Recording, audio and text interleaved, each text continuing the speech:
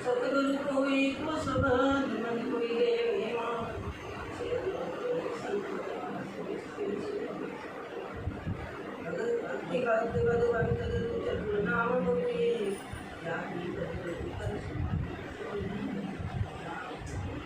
यानी कोई ऐसा शुभ कर्म तत्व को मनुष्य दे दिया शुभ कर्मों के और जीणितों को नक्शक सकल बनाई यानी तेरा नाक सक रोम रोम सब हाथ पांव सब जगह जगह बनाए नक्शक सकल बनाए जीणितों को पैदा किया जिसने तेरे को पैदा किया ना उसने तेरे को सर्व गुणों से संपन्न तो बनाया पर तेरा रोम रोम सब जगह जगह धर दिया। तो परमात्मा कह रहे हैं कि मैं कितना दयालु था, मेरे अंदर दया थी तुम्हारे ऊपर उस जीव पर। जब ब्रह्मा जी घड़ रहे थे तो मैं हाजिर खड़ा था और ब्रह्मा जी ने घड़ा तब तुम्हारा सब जगह जगह चीज धरी। अगर तुमको मैं अगर दया नहीं करता और कहता एक आँख की जगह कान और कान की जगह नाक और हाथ की जगह पाँव और पाँव की जगह हाथ लगा दो तो कितने अच्छे बढ़िया दिखते। लेकिन सुंदर बनाया तेरे को। ऐसे हमें एक भजन में कहते हैं कि बनायो मोहन मंदरियो बनायो ओ तन देवलियो अरे राम भजन के कारण बनायो मंदरियो। यानी ये मंदिर दो खम्भ बनाए दो अदर बनाए उस पे कलश धरा उस पे 7 बारी धरी तेरे 7 भोग धर दिए देखने के लिए सुनने के लिए खाने के लिए और एक सी इंद्री धरी 5 कर्म इंद्री 5 ज्ञान इंद्री उस 5 ज्ञान इंद्रियों में से ये एक तेरी जिह्वा इंद्री ऐसी बनाई जो का ज्ञान भी करती है और कर्म भी करती है। पेट का काम भी करेगी और ठेठ का काम भी करेगी। इसमें दोनों गुण हैं। बाकी सब आँख एक ही काम करेगी नाक एक ही काम करेगा कान एक ही करेगा सब इंद्री एक एक काम करेगी।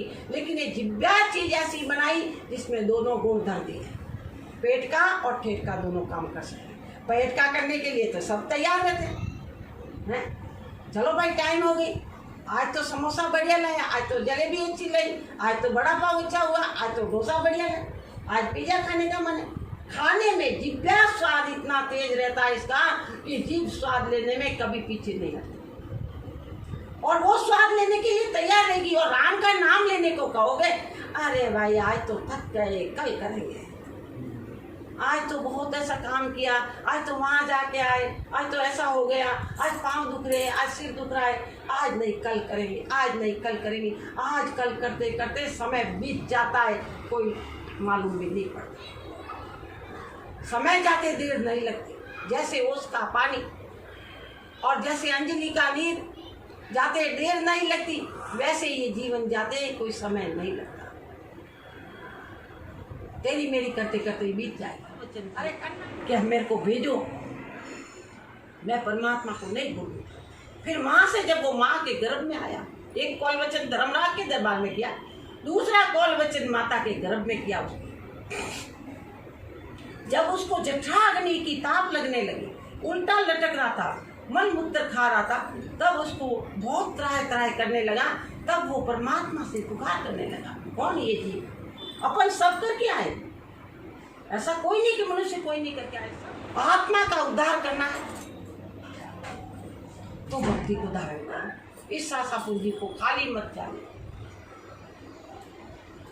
और ब्रह्मा जी को उदा मिला उत्पत्ति करने का विष्णु को प्रतिपाल करने का शिव को संहार करने का और धर्मराय को लेखा जोखा करने। अभी कहा ना कि हंस हंस किया न छूटे रोया धर्मराज के वहां दरबार में लिखी रहे खाता भाई तो वहाँ आज हंस के कर्म करोगे वहाँ रोने पर भी कोई छुड़ाने वाला नहीं है। यहाँ तो कोई गुनाह करोगे जेल में डालेगा तो कोई जामीन करके निकाल देगा पर वहाँ कोई निकाल देगा तो गाँव वाले खुशी मनाएंगे।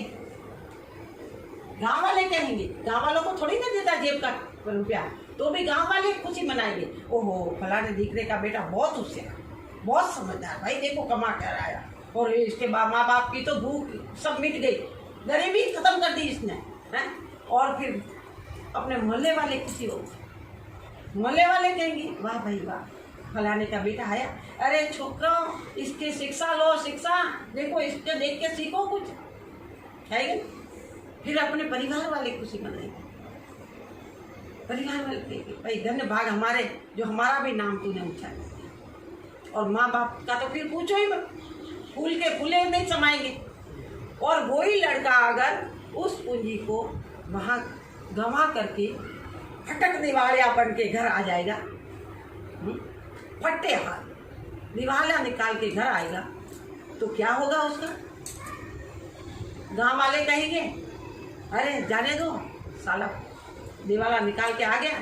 अरे मोहल्ले वाले कहेंगे अपने लड़कों को संभाल के रखो, इसके साथ मत भेजना, इसको भी सिखा देगा कुछ लक्षण ऐसे। और परिवार वाले कहे वाह भाई वाह, तूने तो नाम ही घमा दिया हमारा सबका। और लेकिन माँ बाप कुछ भी नहीं कहेंगे। माँ बाप क्या करेंगे? बिठाएंगे पास में और कहेंगे बेटा तूने जो गंवाया, जो तो गंवाया, पर जो मैंने तेरे को दिया था उसका क्या किया? मैंने जो तेरे को दे के भेजा था खर्ची के लिए, उसका तूने क्या किया? पूछेंगे। तो जब संसार के माँ बाप को पूछने का अधिकार है, तो इस आत्मा के माँ बाप को पूछने का अधिकार नहीं है ना? तो वहां नहीं पूछेंगे, धर्मराज जी नहीं पूछेंगे कि धर्मराय जब लेखा मांगे किया कौल सीता रे, लीला पाँव करे मुँह काढ़ो सिर पर मुग्ध मारे, हंस किया न छूटा रोया किया कबाड़ा आता, घड़ी घड़ी दम दम काले का चित्रगुप्त का था, है ना? क्या हुआ? धर्मराज जी जब लेखा मांगेंगे कि भाई मैंने तेरे को पूंजी दी, कितनी? एक दिन की 24 घंटे की 21,660 तेरे को दिया, और तेरे को सौदागर बना के संसार में भेजा, और तूने क्या सौदा किया संसार में आके? सौदागर चालिया जीव सौदे भरत खंड में आया, कई एक कर गया लाभ कमाई, कई एक मूल ठगाया, मुद्दल में मिन खा दे हारी, ब्याज में दुख पासी। मुद्दल में क्या होगा? मुद्दल जो ठगा गया तू, तो मुद्दल में तो मनुष्य जन्म नहीं मिलेगा, और ब्याज में 84 का दुख भोगना ही पड़ेगा। युद्ध जीत के आया, उसको तो सब जानते, पर वो तो अवतारी था, वो आकारी राम था। तो आकारी की सेवा करने से क्या अपनी आत्मा की मुक्ति होगी? कभी नहीं। तो इस तरह महाराज फरमा रहे कि आकार राम दशरथ गढ़ डोले, यानी आकार ये अपना शरीर, और इसके अंदर जो 10 इंद्रिय, 10 इंद्रियों है, वो दशरथ, और उसके साथ ये सांसा चल रही है, वो दशरथ, और उसके साथ रम रहा है, वो आकार राम, क्योंकि ये आकार है अपना शरीर का। और एक राम घट घट में बोले, यानी एक राम सबके घट में बोले। अभी कुछ गलती हो जाए, अरे भाई क्या करूं, मेरा राम निकल गया, मैंने तेरे को कह दिया, गलती माफ कर दे, कहते हो ना, तो राम तो है तो निकला ना।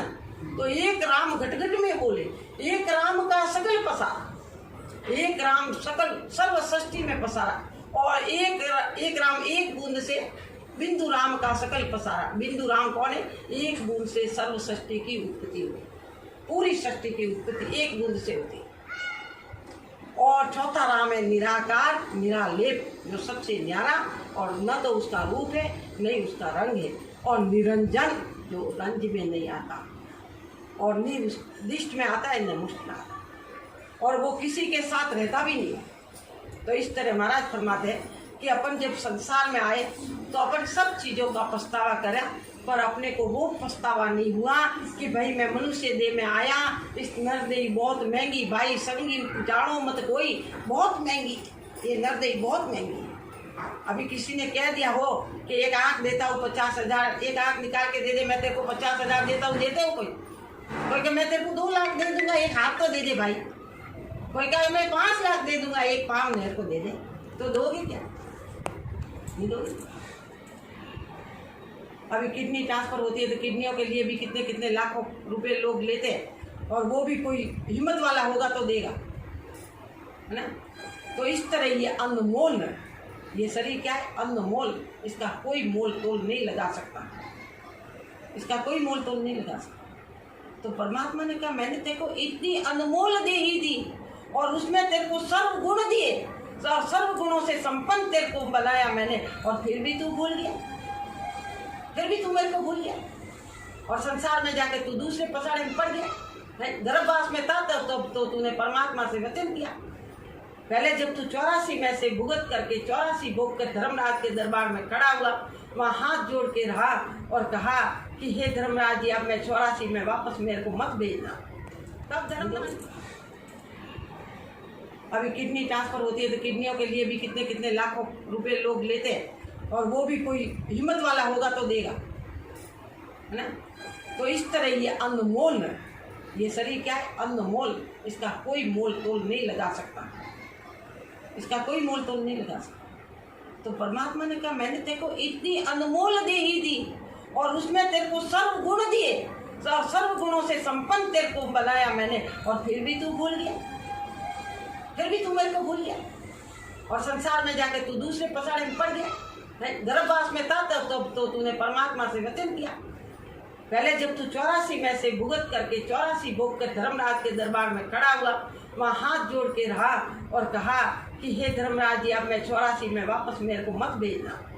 तब धर्मराज ने कहा कि अब तेरा 84 का फेरा पूरा हो गया, अब मैं तेरे को मनुष्य शरीर में भेज रहा हूँ, और तेरे को ये गिनती की सांसा पूंजी दे रहा हूँ, गिनती, और ये सांसा पूंजी तू लेके जा और सौदा करना, इसका समझ करके सौदा करना, और फिर मेरे को वापस चला। जैसे अपने यूपी में, राजस्थान में कहीं अपने क्या पेट में अपने भूखों तो नहीं मरते थे, कमाई तो थी ना, अपन वहाँ भी तो रहते तो भूखों तो नहीं मरते थे। नहीं, यहाँ क्यों आए, देश को छोड़ करके विदेश क्यों आए, ये प्रदेश क्यों आए, क्योंकि अपने को ज़्यादा चाहिए, लाभ कमाई के लिए आए, ज़्यादा कमाई के लिए आए, है ना, अपना गांव छोड़ के।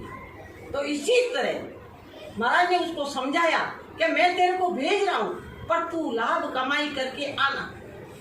अभी अपना एक पुत्र है और वहाँ से अपन गांव में रह रहे, उसको 10-5 खर्ची के 5,500 रुपया जेब में डाल के भेजेंगे कि जा बेटा तू परदेश और कमा के लिया।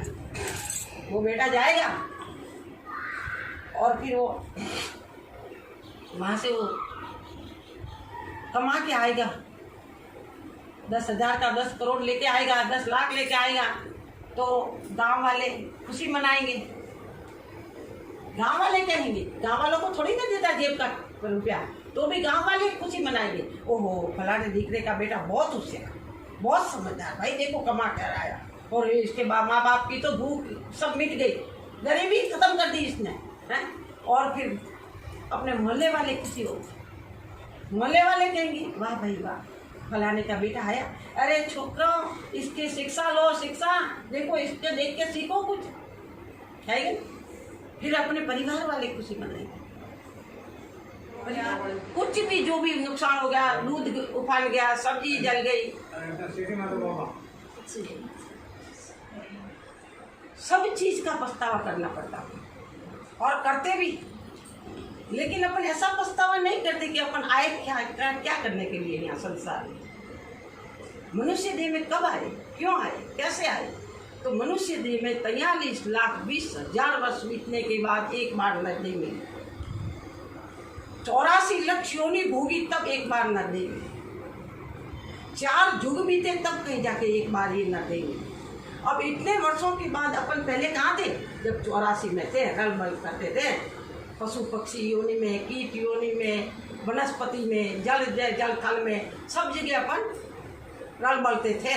लेकिन इतना भोगने के बाद अपना मनुष्य जन्म में वारा आया, मनुष्य देखा वारा आया, इतना भोगने के बाद 84 लाख योनि भोगी तब तक माँ के गर्भ में रहे और वहाँ मलमूत्र खाया, और मनुष्य देह में आए तो भी उल्टे लटके माँ के पेट में और मलमूत्र खाया। आज है वैसे थे वैसे नहीं निकले ना, 9 महीने माँ के पेट में उल्टे लटके थे, और उस समय वहाँ से मनुष्य देह में अपन 84 में से आए, और जैसे जैसे कर्म थे वैसे वैसे घर में जन्म मिला, जैसे जैसे योनि में थे वैसा वैसा अपने को जन्म मिला। पर अपने बड़े भाग्यशाली जो अपने को इतने शुद्ध घर में जन्म मिला। आज अपन बैठ के सत्संग सुन, नहीं तो संसार में लोग तो बहुत है। तो इसलिए संत महात्मा कहते कि भाई तेरे को मैंने इतने वर्षों बाद ये मनुष्य दे दिया, तो क्यों दिया? क्यों दिया? कि वो तेरा 84 का फेरा मेटने के लिए, वो 84 का फेरा मेट करने के लिए, वो गर्भवास का मल मूत्र खाने से वंचित रहने के लिए तेरे को मैंने जन्म दिया। और तुम यहाँ आके क्या करने लगे? संत कहते कि काई करने आयो रे बंदा, काई धंधे लागो रे, मान को जावे रे मूंगा मोल को, रे मान को जावे रे मूंगा मोल को। अरे गर्भवास में भीड़ पड़ी जब कॉल करने आयो रे, गर्भवास में भीड़ पड़ी जब कॉल करने आयो रे, मार गियो भूलो रे अपना देश रो, भाई रे मार गियो भूलो रे अपना देश ना। समझ में तो आता ना? हाँ हाँ। कि क्या करने आया था और क्या धंधे लग गए। और जब माँ के गर्भ में था तूने कौन वचन किए परमात्मा से कि हे सरो, भाई रे मार गियो भूलो रे अपना देश ना। समझ में तो आता ना? हाँ हाँ। कि क्या करने आया था और क्या धंधे लग गए। और जब माँ के गर्भ में था तूने कौन वचन किए परमात्मा से कि हे परमात्मा, मुझे इस गर्भवास के दुख से बाहर निकालो, जो मैं आपको एक क्षण भर भी नहीं भूलूंगा और उस देश में आपका हुक्म मानूंगा और आपको भज करके उस देश की प्राप्ति करूंगा। एक सांसा भी मैं खाली नहीं जाने दूंगा। और अपने को वो सब कौन वचन करके आए और यहाँ आके जब सब भूल गए, वो रास्ता ही भूल गए। आए थे पर जाने का रास्ता ही भूल गए। यहाँ आके सब पसारे में पड़ गए, तेरी मेरी और घर की गांगरत करते करते जमाना यूं ही बीत जाता, समय जाते कोई टाइम ही नहीं लगता। और उम्र दी परमात्मा ने गिनती की 21,600 सांस अपने को दिए, एक दिन रात में 24 घंटे 21,600। पहले मनुष्य की उम्र 100 वर्ष की होती थी, 76,77 करोड़ सांसा होते थे।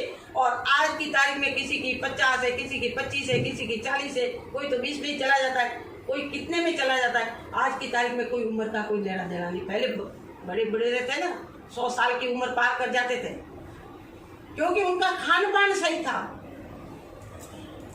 उन्हें उस परमात्मा में लगन थी।